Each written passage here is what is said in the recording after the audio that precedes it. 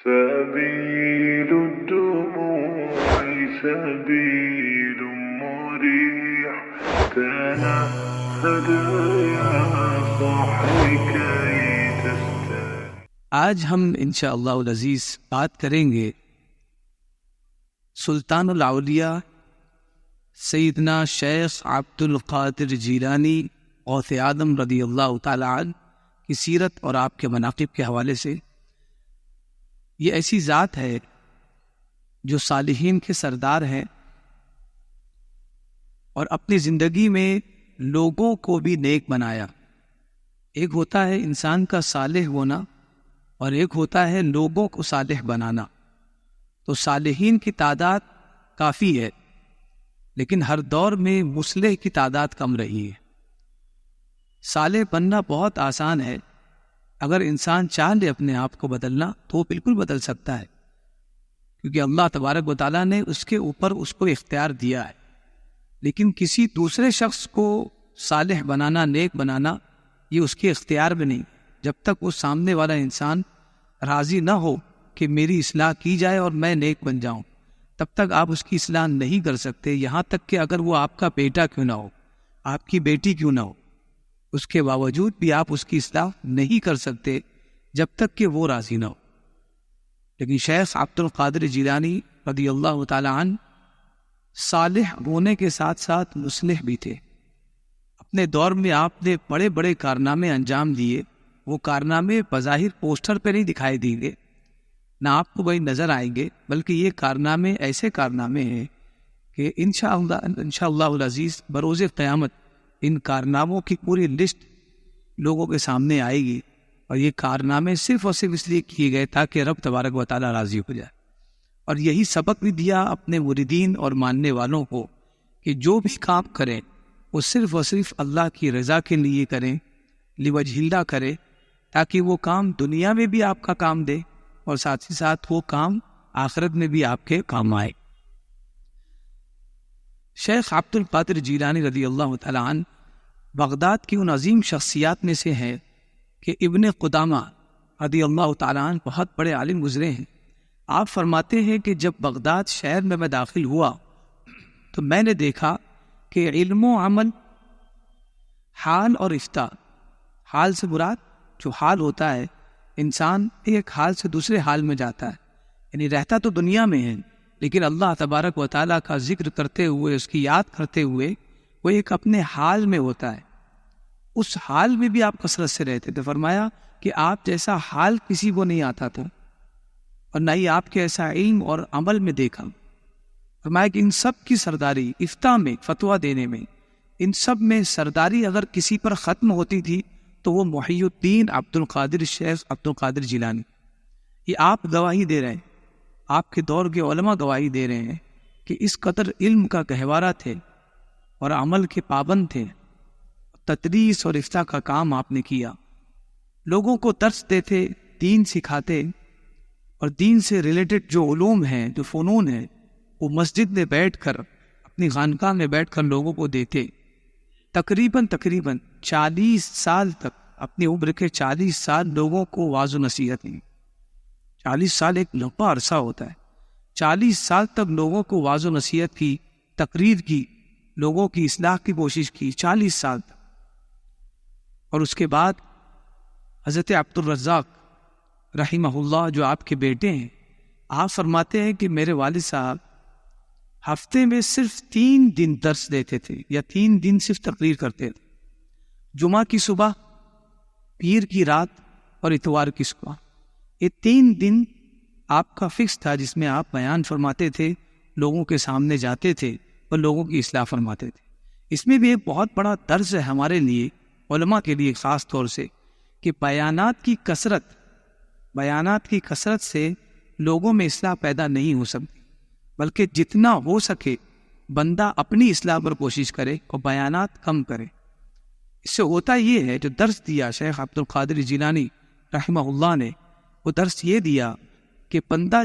جتنا لوگوں کے سامنے کم آئے گا، جتنا کم بولے گا، اس کی بات کا اتنا زیادہ وزن. یعنی معاملہ یہ ہے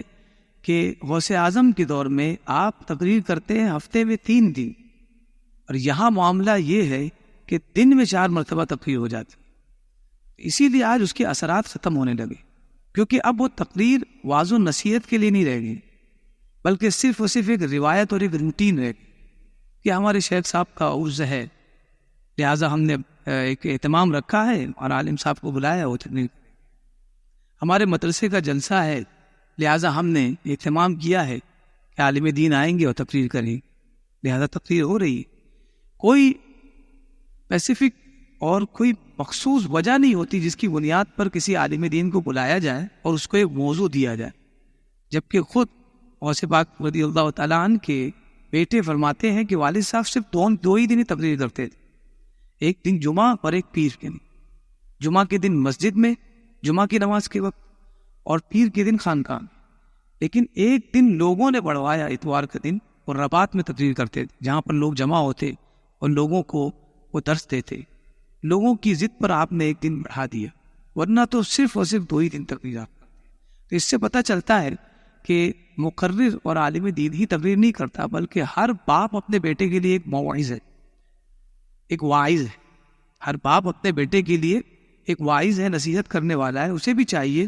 کہ وقفے سے اپنے بیٹوں کی اصلاح کریں، اپنے بچوں کی اصلاح کریں، اپنی بچیوں کی اصلاح کریں، یہ نہیں کہ ہر بات میں اس پر سوار ہو جائے۔ جب اس قدر آپ ان پر سوار ہوتے ہیں تو آپ کا جو ڈر اور محبت ہوتی ہے اس کے دل سے نکل جاتی ہے، اور جو بات بار بار ہوتی ہے وہ بات روٹین میں آ جاتی ہے، اور جو چیز روٹین میں آ جائے، روایت میں آ جائے، تو اس کا وزن ختم ہو جاتا ہے۔ بطور مثال آپ دیکھیں کہ آپ کو پتہ ہے کہ آپ کو مثال کے طور پر کوئی نماز پڑھنی ہے، یہ نماز کی ہماری روٹین ہے کہ ہم اس وقت اٹھتے ہیں اور جا کر نماز پڑھتے ہیں، آپ نے نماز پڑھ لی، لیکن آپ کے ساتھ کوئی ایسا حادثہ ہو گیا ہو جس کی بنیاد پر آپ رب تبارک و تعالیٰ کی بارگاہ میں حاضر ہونا چاہ رہے ہیں۔ اب آپ دیکھیے آپ کی کیفیت کیا ہے، اب وہ کیفیت ہی بالکل الگ ہوتی ہے۔ پڑھ تو رہے نماز لیکن اب دل بھی حاضر ہے، پہلے ہم حاضر ہوتے تھے لیکن دل غیر حاضر ہوتا تھا۔ تو روٹین کا معاملہ یہ ہوتا ہے، اسی لیے اللہ تبارک و تعالیٰ نے بندوں کی زندگی میں تغیر و تبدل رکھا ہے کہ کبھی بندہ خوش رہتا ہے، کبھی پریشان ہوتا ہے۔ تو جب خوش رہتا ہے تو بندہ اتنا خوش ہوتا ہے کہ رب کو بھول جاتا ہے، اسی لیے اسے تکلیفیں دی جاتی ہے جن تکلیفوں کی بنیاد پر بندہ اپنے رب کو یاد کرتا ہے۔ کہنے کے تو بندہ حاضر ہوتا ہے نماز میں، لیکن حقیقت میں وہ نماز میں حاضر نہیں ہوتا، اس لیے اسے اللہ تبارک و تعالیٰ آزمائشوں میں مبتلا کرتا ہے تاکہ وہ نماز میں دل کے ساتھ حاضر اور اس کی نماز پھر مقبول ہو۔ قیامت میں حساب بھی ہونا ہے دل ہی کا، آپ کی عبادات کا حساب نہیں ہوگا، بلکہ دیکھا جائے گا ان عبادات کے پیچھے دل تھا یا نہیں تھا، ان عبادات کے پیچھے نیت تھی کہ نہیں تھی، کس وجہ سے بندہ عبادت کرتا تھا۔ غوث اعظم رضی اللہ تعالیٰ عنہ نے بہت بڑے بڑے کام کیے، اس کے بعد تدریس کا اور افتاء کا کام جو سب سے ٹف کام ہے، سب سے سخت کام ہے، اس پر بھی آپ نے کام کیا۔ تقریباً 33 سال، جو تاریخ نویس لکھتے ہیں 33 سال تک لوگوں کو درس دیا مسجد میں، اور لوگوں کے مسائل کو سنا اور اس کا جواب دیا۔ لوگ استفتاء کرتے، اور صرف بغداد سے نہیں بلکہ بغداد کے باہر عجم سے لوگ استفتاء کرتے، عرب سے لوگ استفتاء کرتے، سوال پیش کرتے اور آپ ان کا جواب دیتے۔ یہ کوئی آسان کام نہیں ہے۔ آپ کو لگتا ہے کہ ایک مفتی صاحب کسی دارالفتاء میں بیٹھے ہیں اور وہ جواب دے رہے ہیں، اس میں کون سی بڑی بات ہے؟ ایک سوال کو دیکھنا کہ اس کا کون سا اوتھینٹک جواب ہے، اوتھینٹک آنسر ہے، یہ بہت مشکل ہوتا ہے جواب وہ ڈھونڈنا۔ اس لیے کہ ہم نے کوئی جواب دے دیا اگر بے خیالی میں، ہو سکتا ہے کہ اس میں کوئی خامی ہو تو بڑی پشیمانی ہوگی، اور خود اللہ تبارک و تعالیٰ کے یہاں بہت بڑی پشیمانی ہوگی۔ اس لیے ایک مفتی کو بہت محنت کرنی پڑتی ہے جب جا کے وہ آپ کے ایک سوال کا جواب دے پاتا ہے۔ اب مسئلہ یہی ہے کہ وہ چونکہ پرائیویٹ ہے اس لیے اس کی اتنی اہمیت ہمیں سمجھ میں نہیں آتی، لیکن ہے وہ بہت بڑا کام، اور حقیقت میں یہ بڑا کام ضرور ہے، لیکن مفتیان کرام فری آف چارج اس لیے کرتے ہیں کہ انہیں دنیا سے کوئی لینا دینا نہیں،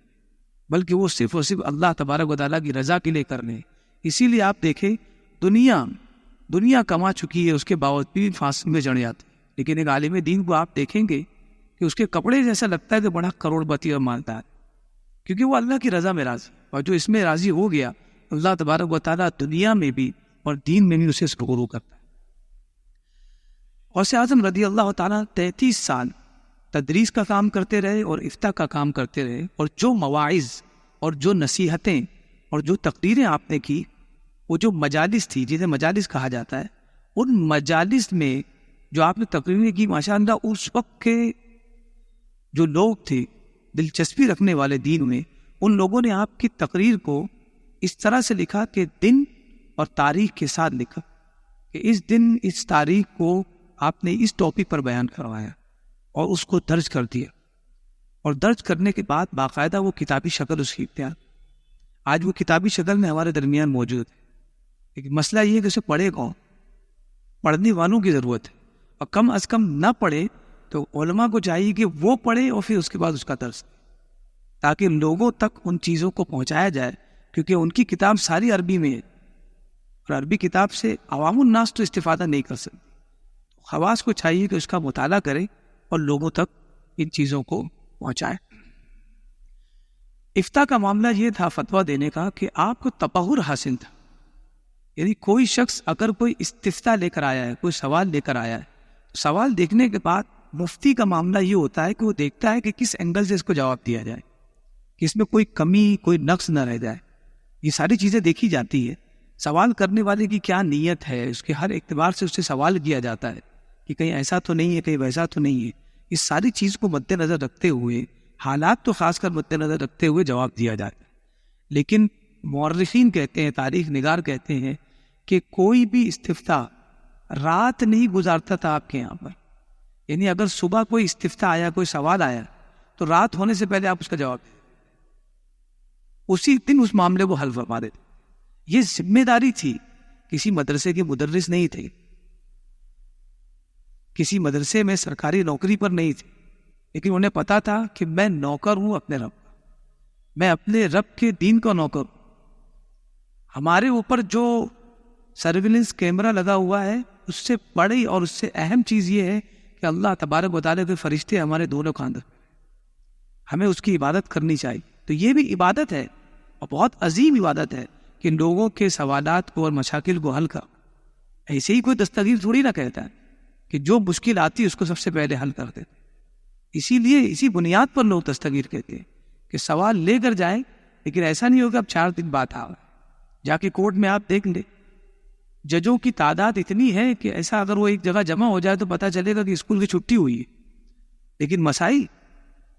10 سال کے مسائل لدے ہوئے، فائلز پڑی ہوئی، لیکن کوئی مسئلے کا حل نہیں،